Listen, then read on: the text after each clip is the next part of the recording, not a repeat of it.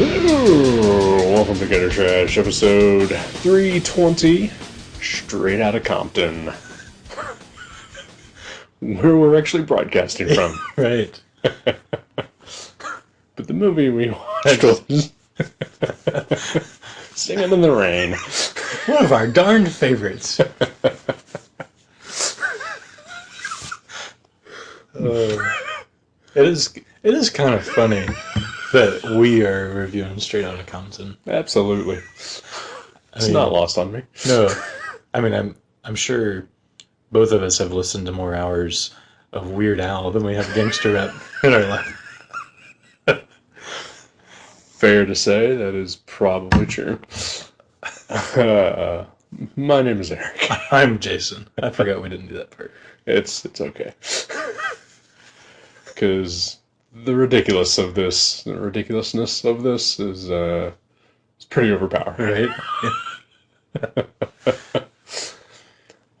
Straight Outta Compton. Yeah, so we just spent 2.5 hours in your mom's house. Right. With dogs and cats and the elderly and with a nice spaghetti lunch. Yeah. On recliners watching Straight Outta Compton. Straight Outta Compton, the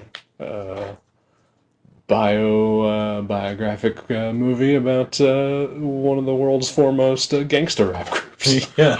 It was a touch of surreal. A little bit, yeah.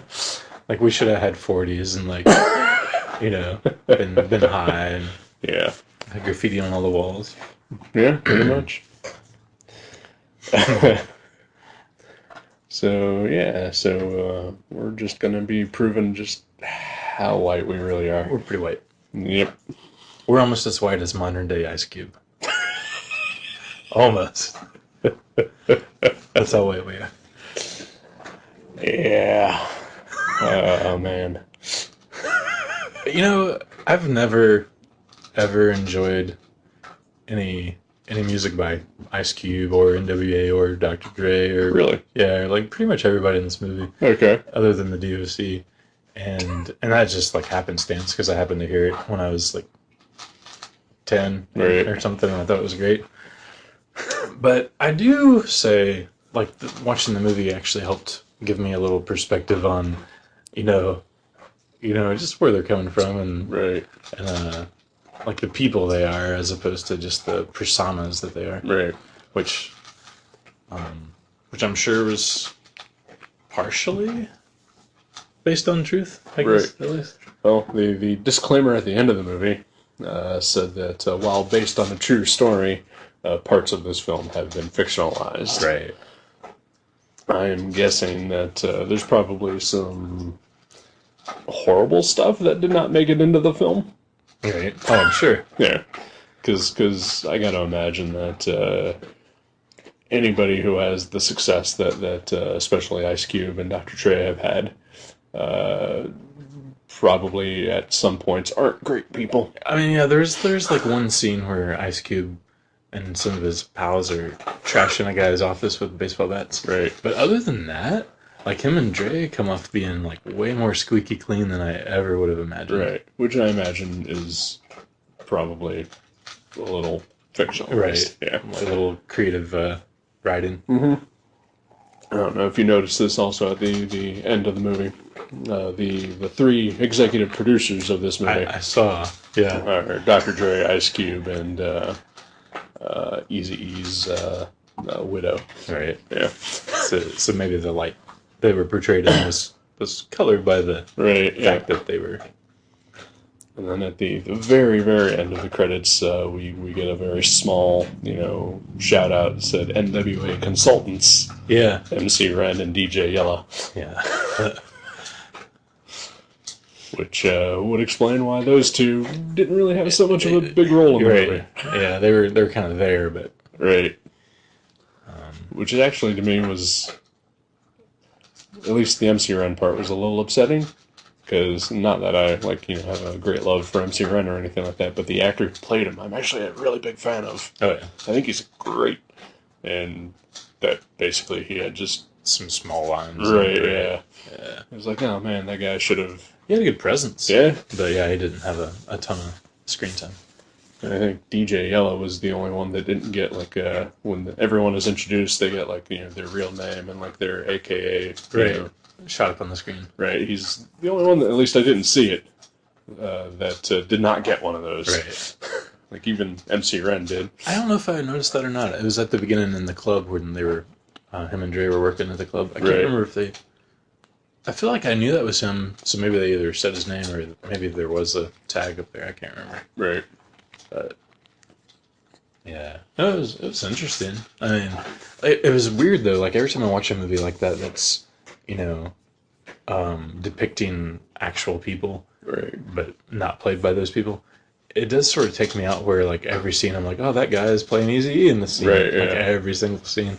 Like I'm like, oh, I wonder if Eazy would really talk like that, or if Right. Dr. Dre would really do that. Yeah, I mean, that does happen quite a bit. But, at the same time, I thought everyone had, like, enough charisma and presence that, like, it didn't bother me too much, Right. Where sometimes it does, I think the only ones that really bothered me like that were Dr. Dre, the guy who played him, and the guy who played Ice Cube. Right. The Ice Cube thing, because that's his son. Yeah. I didn't realize that until the closing credits, but all through the movie I was like, man, they did a good job finding somebody to like, I mean, even the mannerisms and everything. Oh yeah, he looks and acts exactly like Ice Cube. Because genetically. Yeah. Yeah, I saw that at the closing credits. I was like, oh, okay. But yeah, I thought the guy who played Dr. Dre was good. Like he was really good, but it just kind of, for whatever reason, like just didn't have as much of a presence as like, the guy playing Eazy or the guy playing, Ice Cube. Right. Or the guy playing Jerry. Or, yeah. I had no idea he was in that movie. I knew at one point in time, but apparently I'd forgotten it because it was a surprise. Yeah, Paul Giamatti plays their first manager, Jerry. Yeah. From Ruthless Records. Yep. And he does it all in a Tommy Lasorda wig. Yeah. It kind of reminds me of Biff from Back to the Future Part 2. There's definitely a Biff presence to his performance. Could just be the tracksuits. Maybe he had like one of those books that told him like what hip hop band was going to be successful in the future. That's why he didn't. He totally should have went with Fresh Prince though. Yeah, I mean, that carried. Well, speaking of Fresh Prince, apparently there's a credit to DJ Jazzy Jeff in the credits as well. He did some scratching. Yeah, he did. I guess all the scratching noises throughout. Okay, I thought maybe like anytime one of the actors had an itch. Yeah, I was confused by the credit. Okay, I'm not used to seeing that. No. Snoop Doggy Dogg is over here. Hey, yo. In the house. And I like him just as much as I actually like him in real life. Which is to say not a lot. Let her out. Alright. You want to go outside? This is our podcast now, folks. Taking care of a dog. Yeah, you can call us. We do dog sitting. Sure, yeah. We'll record a podcast while we dog sit, so you have proof that your dog is in the room with us. And being well taken care of. Yep. But actually, Snoop Dogg is in the movie. Yeah. Yeah. Not the actual guy. No, yeah, the character of Snoop Dogg, yeah. Yeah, that's weird. I totally knew that was him, too, when he walked in. I was like, that has to be Snoop Dogg. Yeah, they just found the skinniest, weirdest speaking guy they could find. Right. I thought it was great how they somehow, it was like a waft of weed smoke came out of the TV speakers when Snoop walked in the room, too. I was like, that's attention to detail. Yeah. It's new technology. Yeah. I'm glad that they used it for this. It was like either that or my mom was just smoking up. I wasn't sure which one. One or the other, yeah. No, but, yeah, it was cool. It was cool to learn a little bit more about them. Like, I remember when I was a kid and, I listened to a little bit of hip hop. Right. But my friends who were older than me, they had like NWA cassettes, and I was just like, I don't get it. Like they would play them, and I was like, it's just a little much for me. Like it wasn't. I swear. Like meanwhile, you were listening to anal cunt. Oh yeah, yeah, that's true. But I don't know. I just like. I guess with metal, it was more like the extreme nature of the lyrics was more like cartoonish and weird. Right. But like this is a little more real. Yeah, it was. Yeah. It was just like it reminded me of the assholes at my school that I didn't like. Right. Yeah. the like wannabe gangsters. Yeah. And I was just like, I can't stand this music. Right. So I think that's probably where my distaste of that music came from, was just the time period where I heard it and what I related it to. Sure. I I'm not a huge hip hop guy. I like some, but I always did enjoy NWA for the most part. At least that first record. Mm-hmm. I don't think I ever listened to their second album, the Ice Cube-less album. Right. But you did get "Fuck the Police" tattooed on your gum line. Well, yeah, of course. So I figured that was because of the album. Of course, yeah. It's actually because of the Rage Against the Machine cover. Oh, okay. Of that song. No.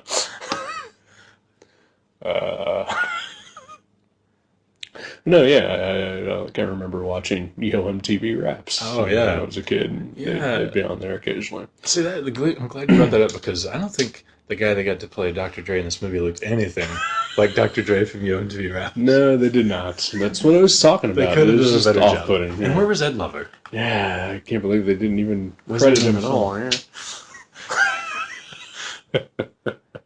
Yeah, I was more into, like, when I was a kid, it was like, G.J. Jazzy Jeff and Fresh Prince, and like Young MC and Tone Loc. I like, and then I got into like Tribe Called Quest and De La Soul and Roots. I like the more like kind of laid back, positive rap. I've never really got into like the hardcore gangster stuff, like for real or fun. Right, like I've never been like, oh, this is so cheesy that it's fun, or it's not so like relatable that it's good. Like I just couldn't find a connection. I mean, obviously I have no, personal connection to anything like that either. But, I think, like, I like the lyrics and I like the beats, and you're right, it is a little more real than, like, listening to, anything metal or whatever. Right. But, like, I enjoyed it, for what it was, and I'm a guy that also, I don't usually pay attention to like what lyrics mean or anything like that. It just, as long as it sounds good. Yeah, exactly. And I've always liked the sound of NWA and Ice Cube and Dr. Dre. But like as far as like actual like gangsta rap goes, that's pretty much it for me. Right. Yeah. Like I've never been able to get into like anything else. Right. And it's weird because like the movie takes us from like basically the beginning of the band to like the end, when basically right around when Eazy-E died. Mm-hmm. And there's that little segment where Dr. Dre splits from the group and forms Death Row Records with Suge Knight, and does the Chronic and his own stuff. And it's like, oh, like for me that's basically the time period where I stopped listening to rap. Right. And stopped caring. Yeah. That's kind of like when grunge was happening, I believe. A little bit after, yeah. Yeah. So. But, like for me, it was just like, everything that I heard, which for whatever reason, I just associate with that time. I was like, well, this is terrible. Yeah. Yeah, there was a lot of terrible hip-hop on MTV in the 90s. And like, to me, like, I've never really heard anything new, like, since then that has ever, like, that I've found good. I'm sure I have, but like for the most part, like I just all associated with that, where it's just like even for what it was, NWA like had an artfulness to like their rhymes and their beats and everything like that, and then after that, it just sort of became noise and talking. Right. Yeah, I've heard some stuff. Like I'm not tuned in at all, but a few people have hipped me to some stuff. Like my friend Derek that works in Mavericks has burnt me a couple discs, and there's some good hip hop, but I don't know. I'm just not into it as much. Like, I'll always like a guy with a guitar. It's just kind of where I come from. And it's nothing against, like, it's great. It's great that, it's still a genre, and it's, whatever. But I like a little bit here and there, Right. but I could never see myself being, like all into hip hop. Right. Just can't get into it.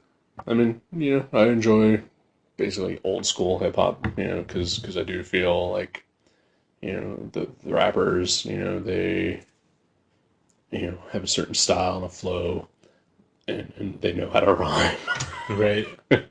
And for like whatever reason, like I said, I just associate that post, Dr. Dre era Right. is just, like they're just kind of talking. They don't really have a rhythm or a rhyme or a flow. And it's probably us. We're hearing a lot of like the worst hip hop too, because That's true. we're hearing like the most commercialized. Right. Since we're not like seeking it out, all we hear is what is filtered out to the outer banks. Right. And yeah, I think it's fair to say that anything that does hit the mainstream is 90% terrible. In all forms of music. Exactly, right, yeah. Yeah, we're just lucky that we actually seek out like rock and roll bands that we like. Exactly, yeah. Otherwise we'd be stuck with right. the worst rock and roll. Look, I don't even know who's popular in the rock and roll now. Yeah. Or we should also mention we're old. Yeah, we're old. Yeah. You're still listening to Guided by Voices, and I'm still listening to Slayer. Right? Yeah. I think Slayer's playing with Carcass and Testament in Columbus pretty soon. Yeah. I know through our friend Kurt Dins that they recently played in Chicago somewhere. So. Oh, nice. That whole trio. I think it was, I don't know. Kurt only posted stuff about Slayer. Because why wouldn't you? Right. We were talking about the lyrics too, and like how like I couldn't get into like gangsta lyrics or like serious like threatening lyrics. Right. It's weird because like even the punk rock stuff I would say I gravitate towards the more like cartoony. Yeah, like just weird like stuff that doesn't make any sense or it's funny. Like like even the Dead Kennedys who had kind of politically pointed lyrics. They were more comedy. Right, yeah. But yeah, like I could never get into the hardcore punk scene either, where it's just like crazy and like full of rage and hatred for the police. And it's like I'd rather make fun of the police, than like scream hatred about them. Yeah. So I think that's where I'm coming from. Even from all genres of music, I'd rather it just be fun. Right. And I just never got a sense of fun from that. I get that. Yeah. But yeah, I mean, like I preferred Fresh Prince rapping about Freddy Krueger. Understandable, right? Yeah. But I don't know. Like I said, I don't usually pay that much close attention to like lyrical content. So, like I said, as long as it sounds good to me, that's what I'm into.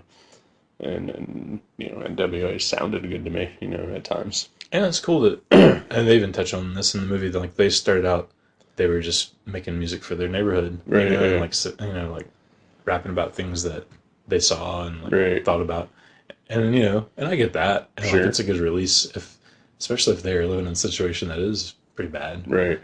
I mean, and that's the thing. Those, we can't necessarily trust what we saw in the movie to be like super factual. No, I'm curious about that. Right. Like I kind of wish we would have had, because we invited Kathleen Quayle to be on the show, and she actually knows a lot about hip hop culture. It would have been nice to like have somebody here that could maybe speak fill us in a little bit, right?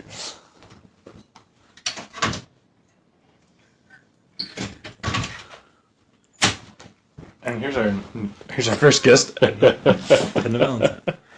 Do you know anything about hip hop, Edna? Yeah, she's part of the Dog Pound. Okay.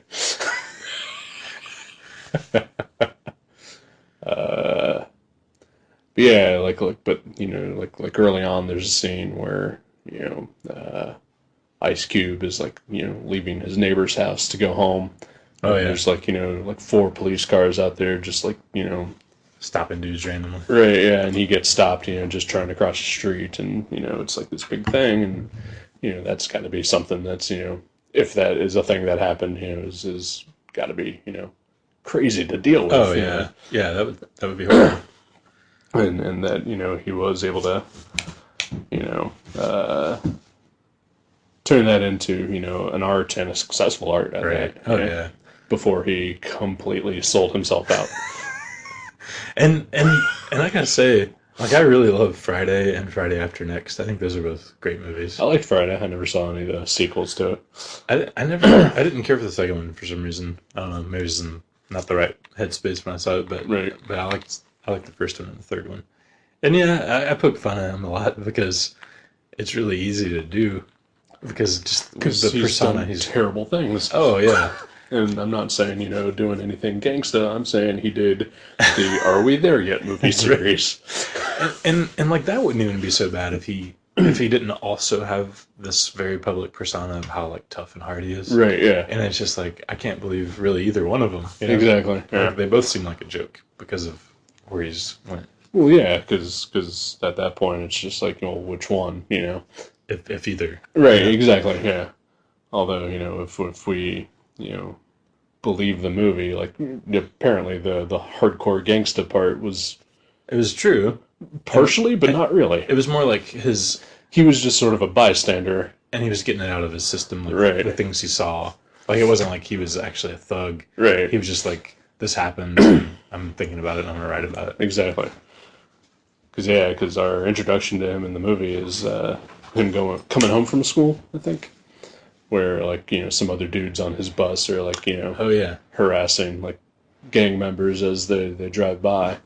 And, like, the bus gets stopped by the gang members who come in and basically threaten to kill everybody. Right. And like you said, they give a very motivational speech. Yeah. Which was kind of funny. Like, maybe they were, like, if that really happened, maybe they were like, man, these kids are just going to go down our paths. Right. And we should, like, scare them straight. Which, that's kind of cool. That is, yeah. And good for them. They're basically... preventive maintenance. Yeah, right? Yeah.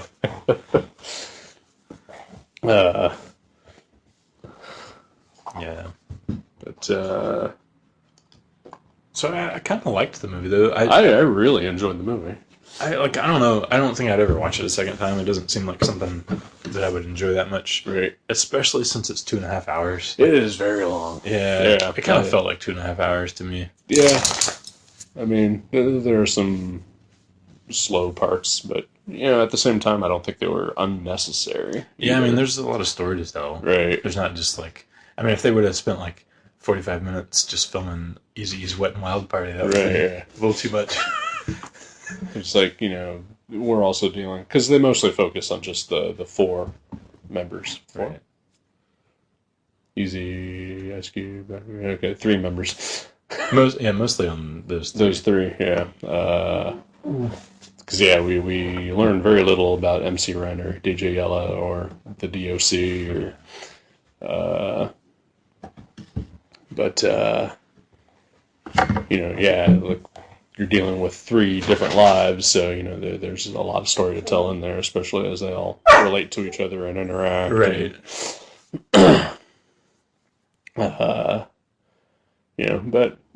I really enjoyed this movie, and I actually probably would watch it again. Yeah. I could see watching it again with somebody who's really into hip-hop, so I could be like, especially if they've already seen it once. For cred? Yeah, for cred. No, like if they've already explain it to you? Yeah. So I could be like, now does this happen? Or like, what do you think about that? I mean, I wouldn't spoil it for them as they're watching it for the first time, but like, I do wonder because, like I feel like I remember something in, actually, the Hip-Hop Family Tree about Eazy-E's death. Spoiler. Like, I remember, I could swear I read something in that book where, because Dr. Dre and Ice Cube both visit him on his deathbed. In the movie. Yeah. In the movie. But I feel like in the Hip Hop Family Tree, Ed Prisker related how one of them, like, came in and, like, did, like, a deathbed forgiveness, cried at his bedside, the other thing, and then the other one was just, like, just an asshole to him, on his deathbed. Yeah. And in the movie, they don't portray it like that at all. I mean, they show Dre at his bedside, and they show Cube show up, and then he's like, "Oh, he can't talk. I'm probably not going to go in there then." Right. Yeah. So I wonder. Yeah, I don't know. Yeah. So again, they both help us pay for the movie. So sure, exactly. You're probably not going to get a very accurate portrayal of either their bad sides. Right. But I'm sure they're all very good people. Yeah. Despite what we think. may have been censored from knowing. I mean, they obviously, one thing I think we can all agree on is that they all kind of came up roughly, Right. in bad neighborhoods, and then, dealing with, a horrible police state at times. The LAPD is notoriously, racist, and then... I do remember in '91 when the Rodney King beating video came out. Yeah. I remember that being like insane. Oh yeah, I don't mean just the public outcry. I mean just in my brain going, how is this possible? right. And then not only that, but the fact that, I guess at this point for us it's no longer surprising, but that all of the cops were acquitted. Yeah. And, obviously that's, what sparks the LA riots, which we get to see, some, in the movie. Yeah, some actual footage. Yeah. Actual newscast footage, too, which was interesting. But yeah, it's just, I remember that happening, back then, too, and it was just, insane. Yeah, especially we were like around 12 or whatever. Something like that, yeah. Yeah, 14, 13, something like that, yeah. Yeah, that's probably for us our first realization that, cops can be horrible human beings too. Yeah, exactly. Like I don't think I'd ever, growing up in the neighborhood I grew up in, I never even probably saw a cop. Yeah, I don't think I ever saw a cop until I was in my teenage years. Right. Other than just driving down the road. Right. I remember when I was 11 or so, my parents' house got robbed, and so we dealt with the police there, but it's just like, here they are, they're dusting for prints. They weren't beating anyone with them. Exactly, yeah. Despite the fact that, my mom wasn't white, Right. How dare she? Yeah, they left her alone. But, yeah, obviously there's stuff that the guys in this band, had to deal with that we would never be able to relate to. Right. For sure, whether, no matter how truthfully or not the movie presented it, they still went through a lot more stuff than we ever will. Right. And the fact that most of them, all came out of it, successful, and then, And they all had their moment. Right, they all made it out of the neighborhood and proved that they had something to say. Right.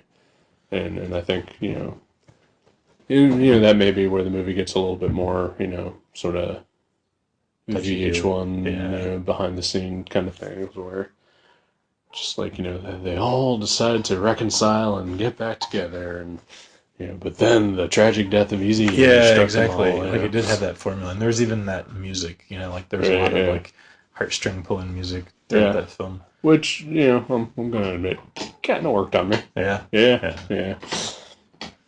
But, I did really enjoy it. And I thought it was very interesting to watch. And definitely, I don't know that I would want to watch, the Metallica equivalent of this movie or anything like that. But, I would watch the Guns N' Roses one. That would be interesting. The Guns N' Roses one would definitely be interesting for sure. Yeah, and the Poison one, just so I could hear all that great music.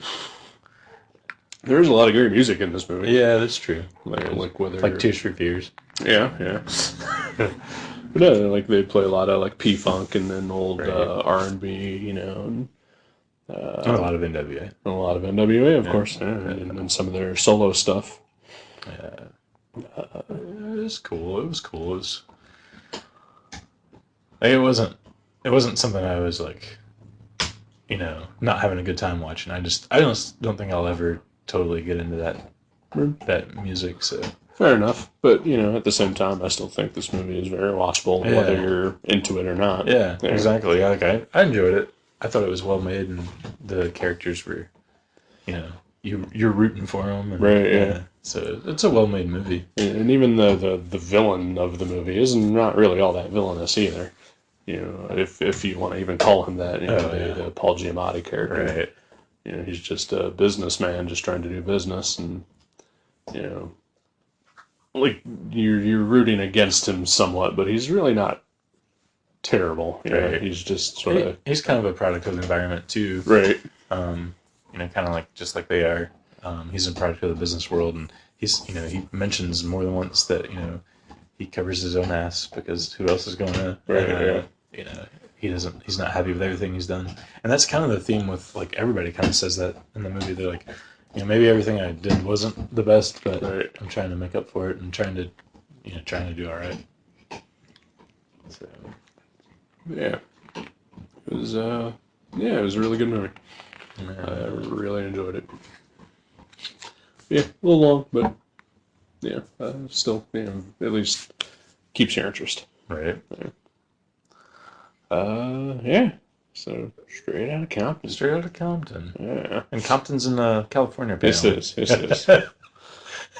Still don't know the exact location, but I'm guessing near LA. Yeah, right. All the Raiders gear. Yeah. Are the Raiders still the LA Raiders? I don't think they are. I don't think they are. Yeah, they're like Oakland, I think. Is that what it is? Oakland Raiders? And I think, I don't know. I think I heard something about them Oakland losing the Raiders really? sometime soon. I don't know. Oh. Sports. Right? I know. I'll have to ask my brother about that. I hear like a slight snippet on the news, and I'm just like, yeah, I'll mutate it into whatever I think this is. Right? That makes sense. I support that. Yeah. All right, well, let's take a break. Sure, maybe we can get this dog to quit chewing on this bone. Yeah, it's better than what she was doing. Right? Yeah. Straight outta Compton, crazy motherfucker named Ice Cube, from a gang called Niggers with Attitude. When I'm called off, I gotta saw it off. Squeeze the trigger and bodies are hauled off. You too, boy, if you fuck with me, police are gonna have to come and get me off your ass. That's how I'm going out. For the punk motherfuckers, it's showing out. Niggas start to mumble, they wanna rumble, mix 'em and cook 'em up in a pot like gumbo. Going off on a motherfucker like that with a gat that's pointed at your ass. So give it up smooth, ain't no telling when I'm down for a jack move. Here's a murder rap to keep you dancing, with a crime record like Charles Manson. My AK-47 is a tool, don't make me act no motherfucking fool. Maybe you can go toe-to-toe, maybe I'm knocking niggas out the box daily, weekly, yo, monthly and yearly. Until them dumb motherfuckers see clearly that I'm down with a capital CPT. You can't fuck with me, so when I'm in your neighborhood you better duck, 'cause Ice Cube is crazy as fuck. As I leave, believe I'm stomping, but when I come back, boy, I'm coming straight out of Compton. Coming straight out of Compton. Hey, welcome back to Gutter Trash. Ew. Wow, you just got a lap full of kitty cats. I do. He's purring, It's too. adorable. He is purring. It's great. Kitty cats are great. Yeah, they are. Oh, Yeah. I'm just very content right now. right? Although he's he's struggling to get off, even though he is purring. So, he's there you go, Goop. Well, let's get down. There we go. Ah. So what's up, buddy? Oh, not too much. No, How you doing? I'm all right. It's good. All right. Yeah. Had a big comic show yesterday. Yeah, you did. This one was not the type where I attempt to sell my comics, but No. it's where I sell actual products that people want. Sure. Like Batman toys and Deadpool comics. So that was fun. Get to do that for a day. Did you sell a lot of Batman toys and Deadpool comics? We did exceptionally well. Really? Like, probably the best we've ever done at one of the smaller shows like that. Mm-hmm. Like, we've done better at Gym City Comic Con, because it's Sure. like the annual big deal around here. But yeah, we did exceptionally well. Partially because, like, people were buying expensive items. Mm. Like, we had a graded copy, it was a 9.8, I think, or 9.6, first appearance of Gambit. Oh. I sold it for like $150. Wow. So that was cool. That Nice. was pretty cool. Yeah. We typically don't deal in graded comics because those aren't for comic book fans. Sure. Those are for people who just want to make money. Right. But you know what? But, you're also a business, so you kind of want to make money. We're kind of like Jerry from the movie. And I shouldn't say that. I know people who are really into comics, who love reading comics, and they do buy graded stuff and sell the graded stuff, but they also have stuff they just buy to read. So Right. I shouldn't say that. On a personal level, I just can't stand graded comics. No, it's pretty terrible. Yeah. I'm also not a fan. I mean, I guess I can understand it if you bought something as an investment and you just want it in your collection and you want to, I guess. preserve it or whatever. But to me, I don't know. Yeah. It's not into it. Of course, I've heard that, like the case that they slab it in, I've heard those aren't even, all that great either. Yeah, the SCGC recommends, I think it's 5 or 10 years getting them regraded at a discount, and they'll discount the regrade. But it's still kind of a scam. Yeah, why don't you just put it in something that, I don't know. It's like, like I actually thought about it when I sold my Walking Dead comics. I was like, oh, maybe I should get like the first 6 issues or so graded, just because. Right. And I looked into it, and it's expensive. It's very expensive, and then it takes like 6 months to do. And you have to mail your comics. Right, out. Yeah. Mm-hmm. I was like, I'm not doing that. We should start a grading service where we use some sort of containers that you never have to open, but they're completely opaque. Right. So no one can see the What's cover. It? Right, yeah. So we just send them back issues of Alpha Flight and Star Brand and stuff. But they're graded. They're like, I can tell there's a book in there. I can hear it.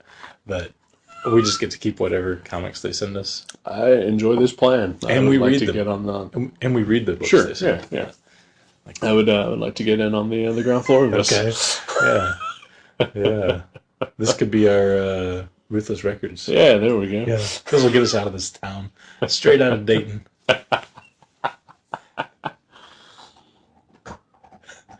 Your peanut butter didn't seem to work. No, it didn't. Yeah.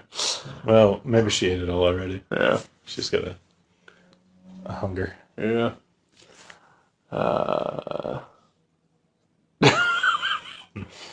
Yeah, so I went to the show as well yesterday. Oh, yeah. And did some shopping. Yeah. And did not buy anything from your table. I know. I noticed that. Yeah. We already sold you all the Pokemon plushes that you could have wanted. Pretty much, yeah. I mean, I did catch them all. Right. Well, then you're good. Should be good. Did you walk away with anything awesome? Yeah, I don't know about awesome, but I bought, some stuff that I'd been wanting and some filling in some holes in my collection. Nice. Because I've been organizing my comics for the last couple of weeks, so, I've been putting them all in boxes and realizing what I have and don't have and categorizing all of them, whatever. Cataloging. There we go. Yeah. And you notice, you're like, I thought I had all these, and there's one missing. Yep, pretty much.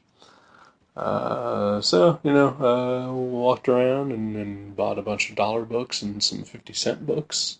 It's cool that there's still 50-cent books. This is very cool. There was a while there, a brief period, where you just never saw 50-cent books. Nope. But they're back. They are. And I like that. I do as well. Although, there's also a part of me, and maybe this is just sort of a privileged, sort of a point of view, but I also miss the quarter boxes. I found the guy. I spent $2 at this guy's table because he had 5 for $1. Nice. So I got 10 books for $2. There was one vendor there that had, everything that they were selling was buy 2, get 1 free. Mm-hmm. No matter what it was. So, even their $35 books, if you bought 2 of those, you'd get another one for free. Well, that's pretty good. It's a pretty good deal. But, they had dollar boxes as well, so you can buy 3 for $2. Yeah. Not bad. Yeah. And the thing about that table was that they were organized. They were? Yes. Okay, that's good. Everything was in meticulous alphabetical order. Nice. Everything. Yeah. And then, because they had their dollar boxes, everything was alphabetical order. And then they had, their indie section, their Marvel section, and their DC section. And those were, full price or whatever, but they were also alphabetical order. Nice. Yeah. Perfectly alphabetical order. You got to do it that way. And I went to that table probably 20 times. I think I only spent $3 there. because they didn't have anything that I was actually looking for. Right. But at least when I went there, I was like, at least I know where to look. Right, yeah. I mean, sometimes I don't mind if it's just, like, a small section. Like, if a guy has, like, one random box or right, yeah. It's kind of fun to dig through something like that. But, yeah, if it's daunting if there's, like, 20 boxes and they're just in no order. Right. Or they're just clumped together here and there. I mean, there were some that, like, you know, had an order, but, you know, it's just like, yeah, you know, I don't... But it wasn't as good as that, you know? Right. But there was one table I went to where it was just chaos. Like, it was just absolute chaos. Right. And I'm not talking the comic company. Right. Brian Polito wasn't there. No, yeah. But I mean, you know, I went through a box and there's like, okay, here's a Spider-Man, here's a Teen Titans, here's a Batman, right. Here's some 80s independent black and white book that I've never heard of. Right. Here's something that's upside down. Here's something that's backwards. I hate the backwards thing. Oh, that drives me crazy. I'm like, I'm either going to fix all these or I'm going to leave this table right now. Like, sometimes I just end up fixing them. Yeah. Because it drives me crazy. I left that table. Yeah. Like, I thumbed through, like, 3 boxes, like not even meticulously or anything like that. Just sort of, like, grabbing chunks of it and, like, going through just to see if there was anything that was like, maybe I'll continue going through this. Right. And by my third backward comic, or they had a whole bunch that were in bags, but the bags weren't taped, so, like, the flaps were just hanging out. Willy-nilly. Right, yeah. Willy-nilly flaps. Yeah. Those are the worst. And so I was just like, yeah, fuck this table. Yeah. Just could not do it.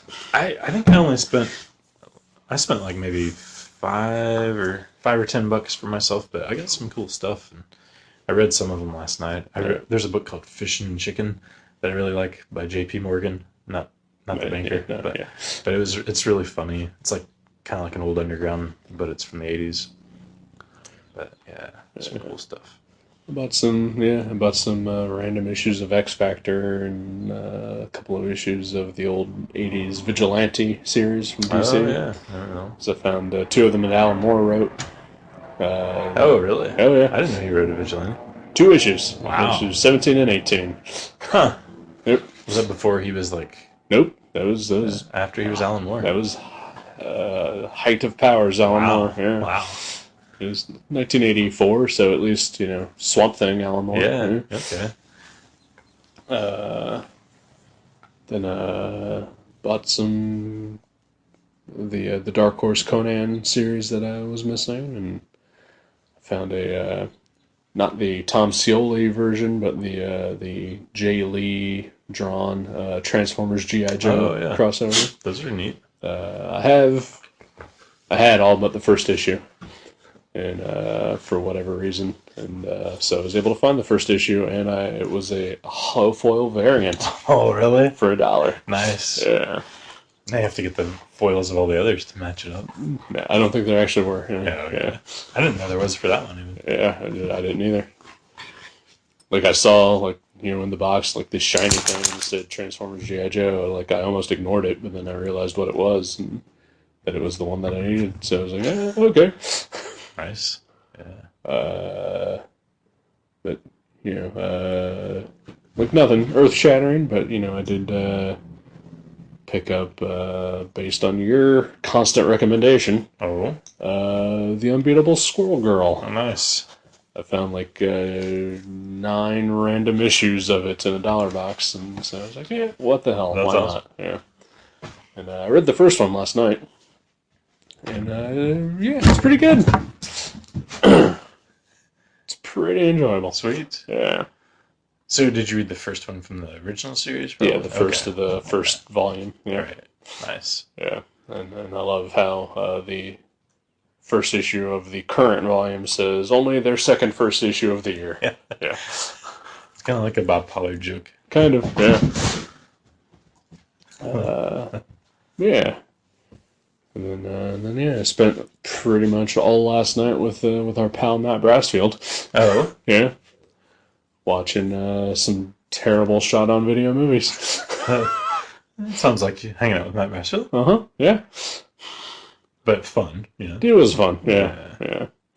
And you know, the movies weren't good, but one of them was, you know, had potential. Right. Like you know, I saw potential in it. Right. And then, but you know, it's just not something that they could fulfill because they made a movie for $2. Yeah, sometimes that happens. Yeah. I love that people can actually get together with their friends and shoot a movie. Right. And, I love that that's a possibility. Right. But every once in a while, I mean, I don't know, maybe not even every once in a while, but lots of times it turns out to not be very enjoyable to people that aren't, like, making the movie. Right. Like, it's fun to see, like, hey, there's that thing we shot, and there's my buddy doing that in that dumb costume. But sometimes it's not very enjoyable unless you were a part of it. Right. But when it does work, it's magic. Yeah. Like I've seen some that don't even have people I know in them that are really fun. Yeah. And that's really cool. Yeah. Yeah, that's I mean, mostly what I've been doing. Yeah. Just living life and being sad. All right, it happens. It happens. Well, should I pick a comic book first, or? You should. Well, it's funny because I was going to pick the Unbeatable Squirrel Girl. Really? Yeah. Wow. I decided since I saw you buy those. Okay. But and I haven't even read all the first trade yet. I've only read because I've mostly been reading the new series. Right. So even though you gave it a micro review of issue 1, if you're still down for that. Well, I haven't read any of the others. Okay, cool. But on the other hand, I also don't have all the others. Right. I do have the first trade, so whatever you don't have, I can fill you in on. Okay. Well, that sounds great. Sweet. Cool. Yeah, I'm down. Don't listen to what I said about an Unbeatable Squirrel Girl just now.